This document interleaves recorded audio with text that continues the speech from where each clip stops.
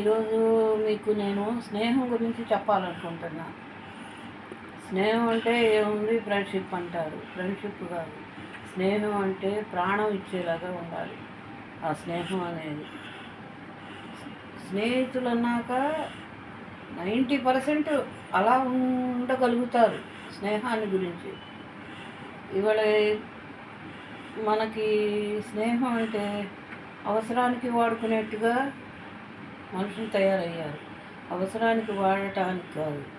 అవతల వాళ్ళకి అవసరం వస్తే మనం ఏదైనా చేయగలిగే అప్పుడే అది మంచి స్నేహం అవుతుంది. అలాగే స్నేహం వచ్చేసి ఈ రోజుల్లో కొంచెం ఇబ్బందికరంగా ఉంటుంది. అది వరకటి రోజుల్లో స్నేహం అంటే పాత రోజులు కాదు, ఏం కాదు. ఇప్పుడైనా కొంతమంది చాలా స్నేహంగా ఉంటారు. అది వాళ్ళ మనసుల్లో నుంచి వస్తుంది. కానీ కొంతమంది రిలేషన్ కోసం, అవసరం కోసం స్నేహం చేస్తారు. కొంతమంది కమర్షియల్గా స్నేహం చేస్తున్నారు. ఇవన్నీ కూడా మనం తెచ్చిపెట్టుకున్నాయి. ఇప్పుడు మేము స్నేహం కోసం అమ్మాయి ఉంటుంది, ఫ్రెండ్షిప్, వాళ్ళ తోటి ఎంప్లాయీస్ అయినా సరే వాళ్ళకి అవసరమైన చేసేది. అలాగే తనకి ఏదైనా ఇబ్బంది వస్తే వాళ్ళ ఫ్రెండ్స్ కూడా తనకి అలానే సహాయం చేసేవాళ్ళు.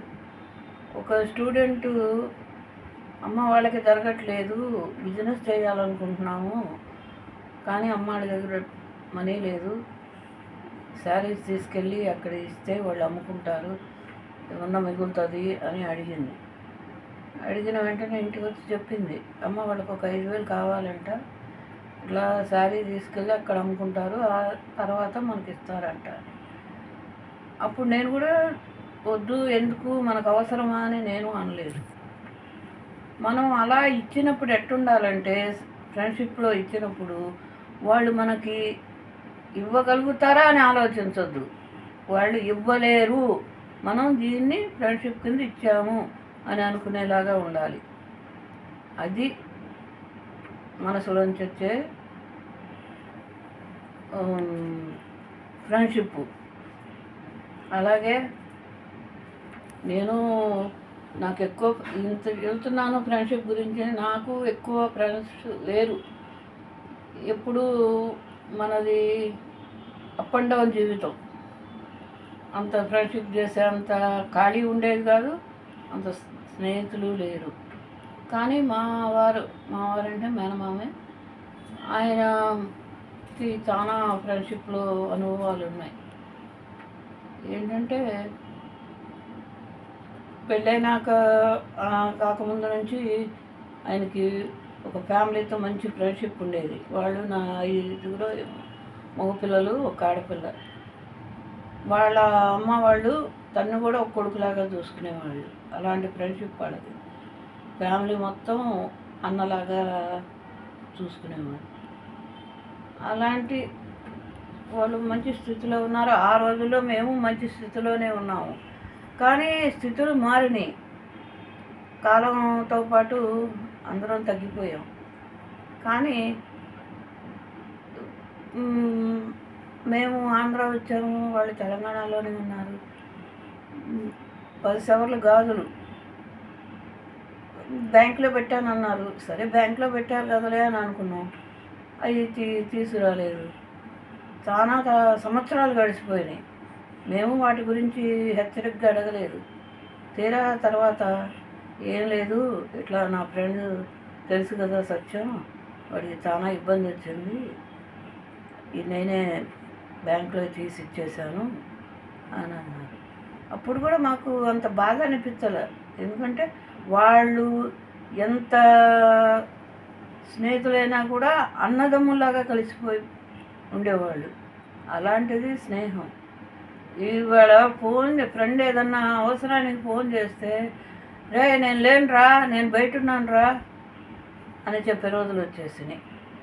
కానీ అలా ఉండకండి. ఎందుకంటే రేపొద్దున మనకేదన్నా అవసరం వచ్చినప్పుడు అదే ఫ్రెండ్ మనకి అవసరపడతాడు. స్నేహానికి అవసరాన్ని అడ్డు పెట్టుకోకుండా మనస్ఫూర్తిగా స్నేహం చెయ్యండి. ఆ స్నేహం అనేది చెరిగిపోనిది. మాకు ఫ్యామిలీ ఫ్రెండ్స్ ఉన్నారు ముస్లిమ్స్. మన ఇంటి దగ్గరే వాళ్ళు టైలర్స్. కానీ అమ్మ వాళ్ళని ఒక టైలర్స్ లాగా చూసేది కాదు. మేమంతా ఒక ఇంట్లో ఒక తల్లి బిడ్డలాగా ఉండేవాళ్ళం. ఆయనకి ఆయన పెద్దమ్మాయి అంటే ఇంటి అమ్మ వాళ్ళు పెద్దమ్మాయి అనేవాళ్ళు. ఆయన అలానే పెద్దమ్మాయి అంటూ ఉండేవారు. అలాంటిది ఆయన భార్య చనిపోయింది, ఒక్కడే ఉంటున్నాడు. వాళ్ళ అమ్మాయి కూడా దగ్గరలోనే ఉంటుంది, వెళ్ళొస్తూ ఉంటాడు. బాగానే ఉన్నారు. ₹1,00,00,000 ఆస్తి కూతురికి ఇచ్చారు. కానీ ఆయనకి ఆదరణ తక్కువయింది. ఆ తక్కువ అవటంలో అది ఎంత మనసులో బలంగా ఆయనకి ఆ స్నేహాన్ని గురించి ఆప్యాయత ఉండబట్టి నా దగ్గర హైదరాబాద్ వచ్చారు. ఉన్నారు నెల పైన. మళ్ళీ మేము ఇల్లు కొనుక్కున్నాము, గృహప్రవేశానికి తీసుకొచ్చాను. అప్పుడు ఒక నెల ఉన్నారు. తర్వాత నేను వస్తాను పెద్దమ్మాయి అన్నారు. నాకు కొంచెం గిల్టీగా అనిపించింది. అంటే నాకు ఆరోగ్యం చాలా తేడా పడ్డాను. సరే తీసుకొద్దాం అనుకుంటానే జరిగిపోయింది. ఓసారి వెళ్ళి నేను చూసి వచ్చాను. పలానా వాళ్ళు వస్తారు, తీసుకొస్తారు అని కూడా చెప్పాను. పాపం ఆయన ఎదురు చూశారు. అనుకోకుండా సడన్గా చనిపోయారు. తీసుకొస్తే ఇంకా కొన్నాళ్ళు బతికేవాడేమో అన్న బాధ, గిల్టీనెస్ నాలో ఉండిపోయింది. అలా స్నేహం అంటే అలా ఉండాలి. అది నేను గొప్పగా చెప్పటం కాదు, అది ఎవరికైనా ఆటోమేటిక్గా వచ్చేస్తేనే ఆ స్నేహం వచ్చుద్ది. కానీ ఇవాళ రేపు స్నేహం ఒక్క వారం రోజులు, నెల రోజులు ఉండిపోయే స్నేహం లాగా ఉంటుంది. ఏదైనా డబ్బు అవసరమైతే ఫ్రెండ్షిప్ లాగా వచ్చి అడుగుతున్నారు. అదే ఫ్రెండ్స్ మళ్ళీ ఆ అవసరం తీరినాక కనపట్టాల. ఇప్పుడు తిప్పి మనకు డబ్బు ఇస్తారేమో, ఇవ్వరని నేను అంటలే, ఇస్తారు. కానీ తర్వాత వాళ్ళు మనకు మొహం చూపించట్లా, అలా ఉండిపోతుంది. ఈరోజు స్నేహాలకి విలువ లేకుండా పోతుంది. కానీ స్నేహాన్ని విలువగా ఉంచుకోండి. అది ఎప్పటికీ కూడా మనకి ఉపయోగపడుతుంది. ఎందుకంటారేమో, మనం ఒకళ్ళకి చేస్తే ఇంకొకళ్ళు మనకు చేస్తారనే ఆలోచనలు. క్రమేణా మాకు కూడా పరిస్థితులు కొంచెం తారుమారైనవి. ఆ తారుమారైన టైంలోనే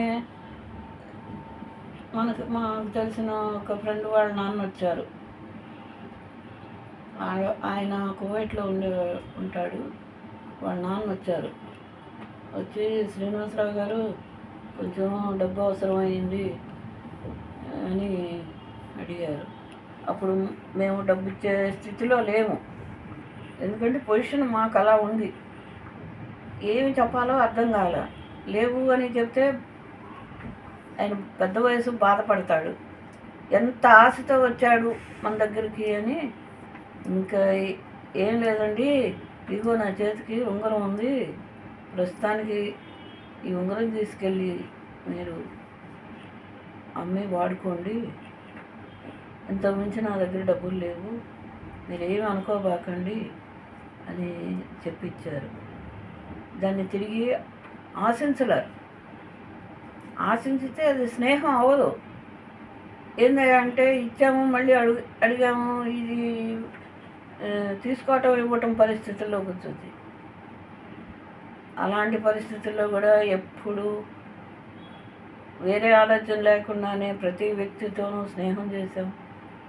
ఇవాళ స్నేహం అంటేనే కొంచెం భయపడేలాగా అయిపోతుంది.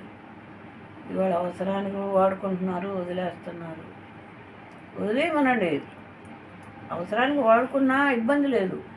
ఆ అవసరం తీరినాక వాళ్ళని మనకి సహాయం చేశారు ఒక ఫ్రెండ్, మనం వాళ్ళతో బాగుండాలి అనే ఆలోచన కూడా వాళ్ళకి రావటం లేదు. రాకపోవటానికి కారణం స్వార్థం. ఆ స్వార్థాన్ని తీసేయండి, ఫ్రెండ్షిప్ని పెంచుకోండి. ఈ ఈ ఈ వయసులో నేను ఫ్రెండ్షిప్ పెంచుకునే అవసరాలు ఉంటాయా ఉండవా అని కాదు. ఇవాళ నాకు తెలిసిన వాళ్ళకి నాకు ఏదైనా అవసరం వచ్చి ఒకసారి ఫోన్ చేశాను అనుకోండి, చెప్తున్న విషయాన్ని ఫోన్ చేసామనుకోండి, ఫస్ట్ సారి ఎత్తుతారు. అదే మనం ఏదైనా డబ్బన్నా ఏమైనా అడిగామనుకోండి అవసరానికి, మళ్ళీ వాళ్ళు ఫోన్ ఎత్తరు. అలా ఉంది వాళ్ళ పరిస్థితి. కానీ ఎవరైనా సరే, ఇప్పుడు మా ఇంటి పక్కన ఇవాళ ఆ మాట అంటే మరి ఎట్లుంటుందో నాకు తెలియదు. మా ఇల్లు నెక్స్ట్ మాలపల్లి అంటాం. అంటే ఇప్పుడు ఏమంటారో నాకు తెలీదు. మేము మాలపల్లి అనేవాళ్ళం. ఆ పల్లెలో వాళ్ళకి మా అమ్మ కానీ నాన్న కానీ ఎంతో స్నేహంగా ఉండేవాళ్ళు. వాళ్ళు తక్కువ మనం ఎక్కువ అనే విషయాన్ని కూడా రానిచ్చేవాళ్ళు కాదు. మా నాన్న అరుగు మీద కూర్చొని పోయేవాళ్ళ రామోహన్ గారు ఒక బీడీ అని అంటే ఇచ్చేవాడు. సాయంకాలం ఇంట్లోకి వచ్చి మళ్ళీ బీడీ కట్టుకు డబ్బులు అడిగితే మా అమ్మ తిట్టేది. కానీ బీడీ కట్ట విలువ ఎంతో తెలుసా? 2 రూపాయలు. నువ్వు కూర్చొని అందరికీ దాన ధర్మాలు చేస్తావా అని అనేది. అదే విషయంలో అదే మా అమ్మ ఎవరన్నా జ్వరం వచ్చి, అమ్మ పచ్చడి కావాలి, నిమ్మకాయ పచ్చడి పిల్లలకు బాగోలేదంటే పెద్ద జాడి బట్టెట్టు పెట్టేది, అందరికీ పెట్టేది. అదే మాలపల్లిలో పక్కనున్నా కానీ మాది ఎప్పుడూ కూడా ఒక వస్తువు పోయి కానీ చుట్టుపక్కల అందరి ఇళ్లలో పోయాయి. పురుగులు లేపి ఒడ్లు పోసుకెళ్ళేవాళ్ళు. అలాంటిది మా ఇంట్లో ఒక్క వస్తువు కూడా పోయేది కాదు. ఏమైనా ఫంక్షన్లు జరిగినా కనీసం టీ గ్లాస్ కూడా మిస్ అయ్యేది కాదు. అలాంటిది 1977లో తుఫాన్ వచ్చింది. మనకు ఆంధ్రాలో చుట్టూ పెద్ద పెద్ద ప్రహరీ గోడలు ఉంటాయి, గోడలు పడిపోయినాయి. అప్పుడంటే కొంచెం అప్పటికప్పుడు కట్టించుకోలేని పరిస్థితి. సరేలే అని ఇత్తడి బిందెలు సామాన్ అన్నీ బయట ఉంటే అందరు అనేవాళ్ళు, ఎవరో ఒకళ్ళు ఎత్తుకుపోతారు, ఎందుకు మీరు అట్ట బయటపడేసేస్తారు అని.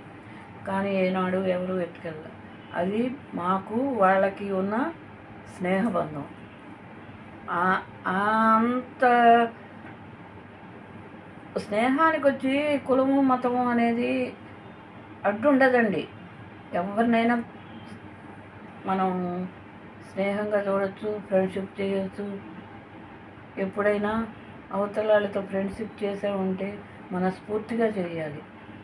అప్పుడు అది నిజమైన స్నేహం అవుతుంది. ఈ స్నేహానికి మీరు విలువ ఇవ్వండి. మీకు మనం ఎప్పుడైతే అవతల వాళ్ళకి స్నేహితంగా చూస్తామో వాళ్ళు కూడా మనని ఫ్రెండ్స్ని, అమ్మ వీళ్ళు మంచి ఫ్రెండ్షిప్ చేయొచ్చు, వీళ్ళు బాగా ఫ్రెండ్లీగా ఉంటారు అనుకున్నట్టుగా మీరు తయారవ్వండి. ఒకవేళ నేను చెప్పింది మీకు కరెక్ట్ కాదని కాదు అనిపించవచ్చు, మీరు అనుకుంటారేమో. కానీ ఈ నా స్వానుభవాలు. ఇప్పటి వరకు నేను ఒడిదుడుకుల్లో ఫ్రెండ్స్ని ఎన్నోసార్లు ఆదుకున్నా. అదే నా దగ్గరికి వచ్చేసరికి నా స్థితిగతులు మారి వాళ్ళు పైనున్నా కానీ ఆ ఫ్రెండ్షిప్ని గుర్తుపెట్టుకోలేకపోయారు. అందుకని ఫ్రెండ్షిప్ని చాలా జాగ్రత్తగా, అతి సున్నితంగా భావించి ఫ్రెండ్షిప్ చేయండి. ఎప్పుడూ కూడా ఫ్రెండ్షిప్ని వదులుకోకూడదు. అందరూ ఏదైనా అవసరం వస్తే తల్లిదండ్రులు కానీ, అన్నదమ్ములు కానీ, అక్క చెల్లెళ్ళు కానీ వెనకాడతారేమో, ఫ్రెండ్స్ వెనకాడరు. అలా ఉండేలాగా మీరు ఉండండి. మిమ్మల్ని ప్రేమించే వాళ్ళు కూడా అలా ఉండాలని కోరుకోండి. అప్పుడే ఫ్రెండ్షిప్కున్న విలువ పెరుగుతుంది. నేను చెప్పిన మాటలు విని ఎవరైనా నలుగురు అవతల వాళ్ళని ఫ్రెండ్లీగా చూసుకొని ఫ్రెండ్షిప్కి విలువ ఇచ్చి ఉన్నారనుకోండి, అప్పుడు నేను చెప్పిన దానికి నాకు చాలా సంతృప్తిగా ఉంటుంది. ఇదే విషయం నేను మనస్ఫూర్తిగా చెబుతున్నాను. నా చెప్పిన మాటలు మీకు నచ్చినట్టయితే మీరు అనుసరించండి, లైక్ చేయండి. ఏమైనా నచ్చని మాటలు ఉంటే ఇది కాదు, మీరు చెప్పిన దాంట్లో ఇది పొరపాటు ఉందని మీకు అనిపిస్తే నాకు కామెంట్ చేయండి. నేను ఇంకోసారి అలాంటి పొరపాట్లు చేయకుండా ఉంటాను. ఓకే.